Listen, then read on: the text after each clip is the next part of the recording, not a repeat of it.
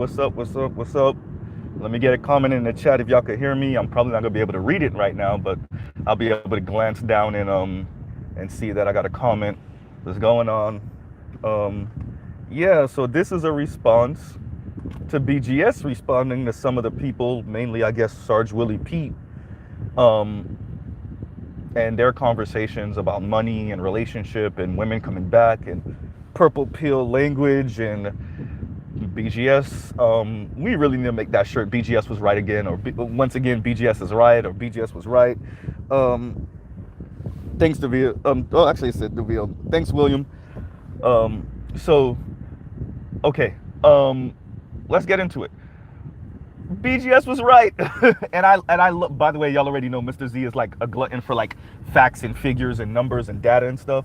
And yeah, BGS was right. Like, so this is where Mr. Z stands when it comes to money and when it comes to women. A woman has either been cultured to be down with the program or she hasn't been. And if she hasn't been, it doesn't really matter what you as a man do. I mean, you can rent her for a little while financially because you have the money, but that doesn't mean she's really down with your program. That means that she's looking for an escape hatch and eventually will take you for whatever money you got over the rest of us.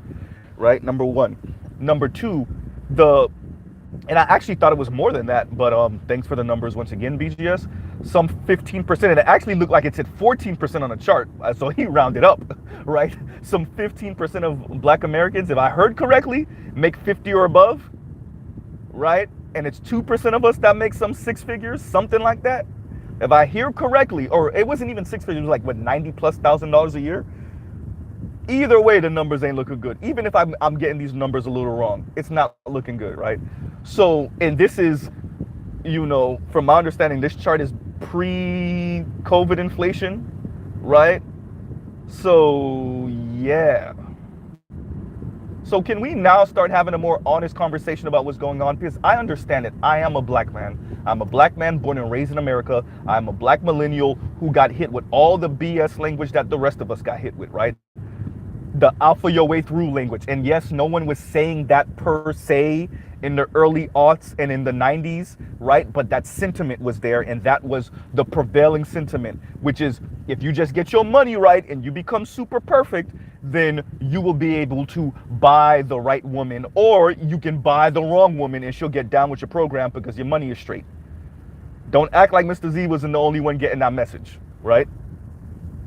Once again, like, share, subscribe, hit the super chat. Super chats will be read out loud once I get to a red light, or at least I get to my destination. Yeah, so this money thing. So let me run through some of the numbers I know, right? And this is according to MSNBC and just a bunch of different places I've compiled these numbers over the past decade or so. 40% of Americans can't afford a $400 emergency. Oh yeah, this is pre-COVID information, so it's worse, right? 40% of Americans can't afford a $400 emergency. 60% of Americans cannot afford a $1,000 emergency. 80% of Americans live paycheck to paycheck. Half of American men, when I checked a year ago, and even as recently as about a year ago, Google showed me when you type in the correct phrasing, it shows that half of American men make 39 and some change a year, and half of American women make 25,000 and some change a year. But in recent numbers, when I Google it and then when I click the responding links from different researchers, they're showing women making $34,000 a year median on average, and men making some 45, 50, almost like 45, $48,000 a year median on average, right? Yes, median and average are different, but I'm saying their median is for men is something like 45, 48,000. Okay, so let's go with that. You still not breaking 50 for men or women. Now, and that was American population in general. That wasn't specific to the black community. In the black community, we know it's lower. The one thing I will say, well, BGS probably did factor it in, but he didn't want to make his video too long, and he didn't mention it. But for the women and for the men, but for the women, because hypergamy and dating up, the escape hatch, at least mentally for them, is dating outside the race. So when you speak to Sergeant Willie Pete, and when you speak to whoever else you were speaking to about this thing, just in the back of your mind, BGS, just consider that, especially in this more social media age, if you were to present this to women, to black women, in their mind, they'd be like, well, it don't matter, I'm gonna date out anyway. Now we know the numbers for white men aren't supremely better, but for the women, the escape hatch of dating out, even if it's just a psychological escape hatch, because we know that interracial marriage rates don't reflect how the women are actually speaking. But in the back of their mind, they'll look at these numbers and be like, all right, that don't mean nothing to me. I mean, I just got to date out, right? So, but if you speak about the black community and what's in the black community for black women, these numbers are correct. And like, this is what Mr. Z's been trying to say for years. We were sounding insane. We were black men in the black manosphere, supposedly red pill, were also sounding insane about dating and numbers and statistics, because you don't want to own that it looks like this, right? And then the remnants of alpha your way through, which in many respects, we're just now really starting to get over that weird ass alpha your way through. And even with that, not all of us, because I still hear some brothers with that same type of language, right? But these are the numbers. Not even a full 20% of your population make over $50,000 a year. A nice chunk of your population makes less than $20,000 a year. That's what women got to work with,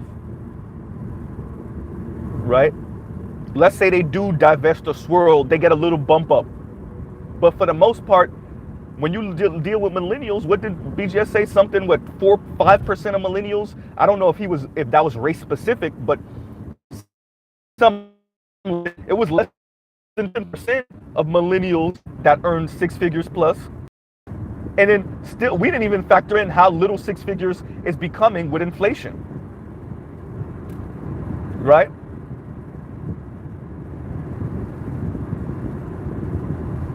I'm not going to expose your name, brother, but you know who you are. One of the brothers in my comments when we were speaking about money the other day said, you know, he got 3 teenagers and $100,000 ain't what people think it is, right?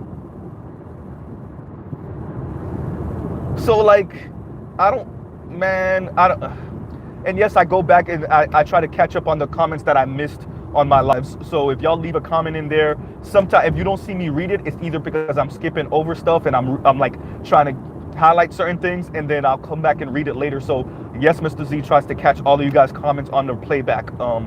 So you know, sometimes I'll miss it, and my apologies for that, but I will try to catch it back on the playback. And you know, my apologies for anybody that, and I saw like, I missed a couple of Charles comments that he wanted me to read on the last live and all that other stuff, and my apologies for that, you guys. But once again, like, share, subscribe, hit the super chat.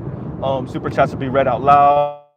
Hopefully you guys can hear me. I know my background is loud. I'm on the expressway right now, and I'm driving my old ass Maxima, so the sound deadening is like almost non-existent for the year it is. My apologies. But yeah, so yeah, I mean, like, I am gonna belabor the point a little bit today, right? I keep on saying I'm not gonna belabor the point, but today, no, we are, because this is what it is. Like, okay, you can argue and debate, pushing this forward, right? Improving the numbers, improving black men's economic standing, and quite frankly, with the way that women have been enculturated for the past few decades, I really don't see that changing. Millennial, Gen Z, Gen X are damn near about to be out of the dating game anyway, for those of them that are still like straggling along. But you know, for millennials, Gen Z, probably Generation Alpha, there is no socializing this out of them. Like, the women, it's done. You could snap, crackle fingers, you know, snap your fingers tomorrow. They know snap your fingers tomorrow, and like, this is what the women would be, right? This is what the women would be. So like, yeah, you're in the way. That's why we're all trying to cut you off, you lame. But yeah, so you know when people like move from behind another car, but it's not like they're driving any faster than the car anyway, so you wonder why the hell did they get from behind the car? The other car is like, you're not driving either, right? So anyway, yeah, so when we look at the dating scene, these are the real numbers, people. right? This is what it is. And like I said, if less than 5% or something like that, it's definitely less than 10% of your population earns $100,000 a year or more, and your women are trying to make that like the entry fee for dating, right? Once again, we're not talking about who they have sex with willy-nilly. We're not talking about oops babies and all of that. We're talking about desired relationships start off at $100,000, not a guy that they're with because they're bored as crap. That's a real thing. Not someone they end up kind of dealing with because they were bored as crap, and now you've been there long enough where they're like, okay, I guess we're in a relationship. I'm not talking about that. I'm talking about desired relationships starting off at six figures. When such a marginal percentage of your population make that, then you kind of find yourself in what we are in now. But this also speaks to something that, you know, that I've been saying for a while now, which is like, these women are open to like munching on fur burgers. They're open to interracial relationships. They're open to just sitting on their hands, right? There is a percentage of the black female population that will stay single because they can't get whatever can't do. So they're like, screw it. I'll sit on my hands. And like sitting on my hands, giggity, literally means what I'm saying, and figuratively speaking, it's saying like, all right, then I just won't be in a relationship. And I think that's best for us black men. That's best. You would rather her be single and alone than her be in a relationship with a brother and then resent him while she's in the relationship with him while he's still floating her. And yes, that's a thing. You'll be saving a chick, and because you're not her supposed ideal, so she will still be putting you through crap. Yes, that's a real thing, right? She will still not appreciate you even though you are literally saving her, right? Some $50,000+ a year or more. Let me tell you, as one part of that percent, that still ain't no fucking real money. And excuse my language, we're cutting off the profanity, but that's still not no real money, people. It's still not real. It's still not, you still ain't balling at $50,000+ a year. I will let you guys know if Mr. Z gets north of $75,000. I will give y'all an update. But north of 50, it's all right. And if you didn't bite off too much life, you're okay. But the second you start trying to live like your typical American, yeah, that lifestyle creep is real, right? So, and then this also speaks to something y'all have heard Mr. Z say often. Where are all these ballers? Like, if y'all go through my community tab, y'all will see me posting over and over again, like what the average Americans are making, what the median income for Americans is, all of this. And I keep on asking, like, where are all these ballers? And then my information is more general. It's not specific to the black community. So once I factor that in, which I always did, that's why I really asked, like, where are all these ballers? Right? Where are all these ballers that the black community keeps on claiming? Where? Right? Where? And this is like another, like a step. And you know what ended up happening? The back and forth between the ELs and the Pookies. A lot of Pookies and ELs engaged in the top trumps game, which is like, yeah, I might be a Pookie, but look at what I got. And I'm not one of the Pookies that sleep on women's couches, so look at the money I got. And then the ELs be like, yeah, and we're educated, and we could afford to lose our jobs, and, you know, we're more classy, and this and that, and look at how much money we got, and look, we're more stable, and look. And so instead of us trying to temper how insane the women sounded, which should have been the fucking goal. Damn, I cursed again. My apologies, y'all. We're gonna stop. Which should have been the goal. That should have sounded, but engaged in is top trumps. And so what we did was start trying to play the I make more than you game, and we started playing into that six figures BS. And I'm saying we because I'm part of the Black Manosphere, but I wasn't engaging in that. But I'm saying we because sometimes you gotta take responsibility even though you're not part of the crap, even though you're not part of the insanity that people were engaging in, whether it was rhetorically or whether it was in their actions, right?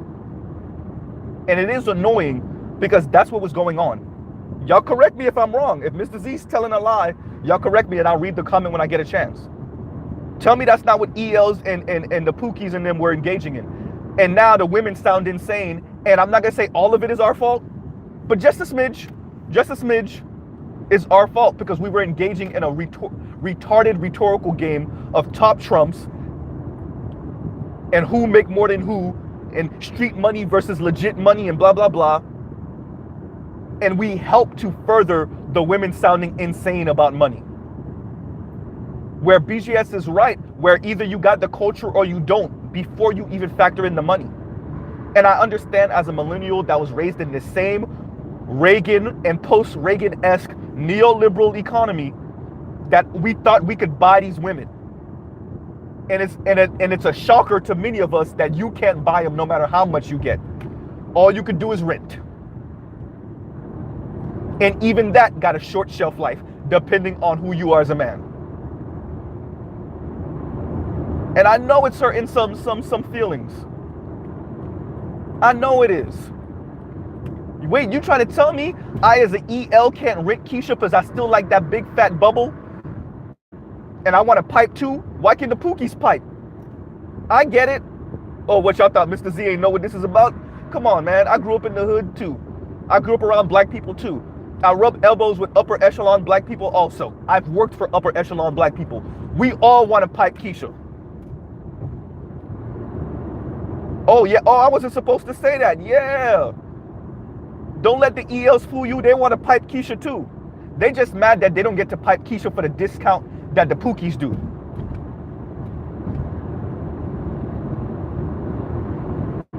And no, I'm not on the Pookie side.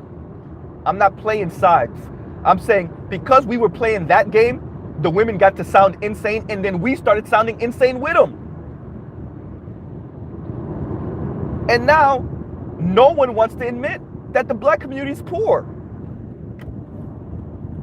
I kept on asking, for those of you that remember Mr. Z, I kept on asking, when did black people ever get this money? What do we sound? We sound insane. And it was heartbreaking to hear the brothers sounding like the women. Right?